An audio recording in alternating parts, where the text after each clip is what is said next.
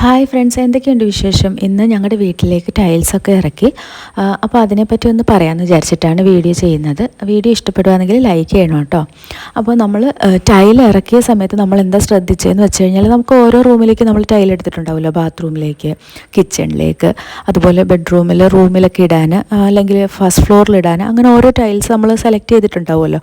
അപ്പോൾ അവരവിടുന്ന് ലോറിയിൽ കയറ്റി വിടുമ്പോൾ നമ്മുടെ വീട്ടിൽ വരുമ്പോഴത്തേക്കിനും അത് സെറ്റായിട്ട് വെക്കുന്നത് നല്ലതായിരിക്കും. ഇപ്പം ഞങ്ങളുടെ കേസിൽ ഞങ്ങളുടെ ഫസ്റ്റ് ഫ്ലോറിൻ്റെ ബാത്റൂം മുതലാണ് പണി തുടങ്ങുന്നതെന്ന് പറഞ്ഞിട്ടുണ്ടായിരുന്നു. അപ്പം നമുക്ക് ഫസ്റ്റിലെ ബാത്റൂമിൻ്റെ എല്ലാം കൂടെ, ഫസ്റ്റ് ഫ്ലോറിലേക്കുള്ള ബാത്റൂമിൻ്റെ എല്ലാം കൂടെ ഞങ്ങൾ ഒരു സെറ്റിൽ വെച്ചു. അതുപോലെ ഫസ്റ്റ് ഫ്ലോറിൽ ഇടുന്ന ടൈൽസ് ഒരു സെറ്റ്, താഴെ ഇടുന്ന ഒരു ടൈൽസ് എല്ലാം കൂടി ഒരു സെറ്റ്, അങ്ങനെ വെച്ചു. ഇതിപ്പം നമ്മൾ ഫസ്റ്റ് ഫ്ലോറിലേക്കാണ് പണി ആദ്യമേ തുടങ്ങുന്നത്. അപ്പം നമ്മൾ ടൈൽ ഇറക്കുമ്പോഴത്തേക്കിനും ബാത്റൂമിൻ്റെ ടൈലിൻ്റെ മേളിൽ വേറെ എന്തെങ്കിലുമൊക്കെ വെച്ച് കഴിഞ്ഞാൽ അന്നേരം എടുത്ത് മാറ്റാവുന്നതേ ഉള്ളൂ. പക്ഷേ എന്നാലും കുറച്ചുകൂടെ പാടായിരിക്കുമല്ലോ.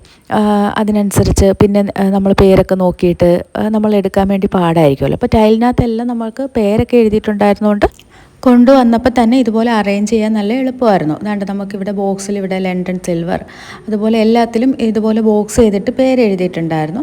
അപ്പോൾ നമ്മൾ അതിനനുസരിച്ച് ഓരോന്നായിട്ട് നമ്മൾ സെറ്റ് ചെയ്തിട്ടാണ് വെച്ചത്. ഇവിടെ നമ്മുടെ കജാരിയുടെ സെൻറ്റോറിനി മാർഫിലാണ്. അപ്പം അങ്ങനെ എല്ലാം നമ്മൾ ഓരോന്നും ബാത്റൂമിലേക്കുള്ളതും അങ്ങനെ ഓരോന്നും ഓരോ സെറ്റായിട്ടാണ് വെച്ചത്. ഇത് കിച്ചണിൽ ഇടാൻ വേണ്ടിയിട്ട് ഒരു വുഡൻ ടൈപ്പ് ടൈലാണ്, കിങ് വുഡ് എന്ന് പറഞ്ഞിട്ട്. അപ്പം അങ്ങനെ അതെല്ലാം നമ്മൾ ഓരോന്നും സെപ്പറേറ്റ് ആക്കി നമ്മൾ വെച്ചിട്ടുണ്ട്.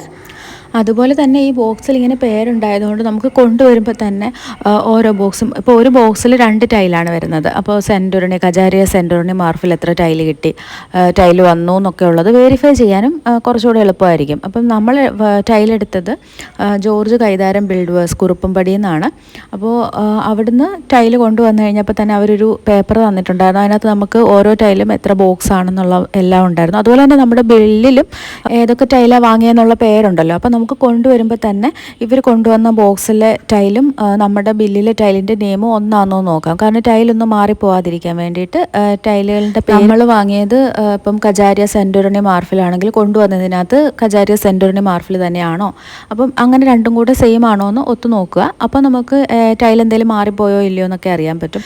ഞങ്ങൾക്ക് ഒരു ബോക്സിലെ ടൈല് മാറിയിട്ടുണ്ടായിരുന്നു. അതിൽ പേര് ഡിഫറെൻ്റ് ആയിരുന്നു, നമ്മൾ എടുത്തതായിരുന്നില്ല വന്നത്. ബാക്കിയെല്ലാം കുഴപ്പമുണ്ടായിരുന്നില്ല. അങ്ങനെ ഇതുപോലത്തെ കുറച്ച് കാര്യങ്ങളൊക്കെയാണ് നമ്മൾ ശ്രദ്ധിച്ചത്. അപ്പോൾ ഇന്നത്തേക്ക് അത്രയേ ഉള്ളൂ. അടുത്ത വീഡിയോയിൽ കാണാം. ബൈ.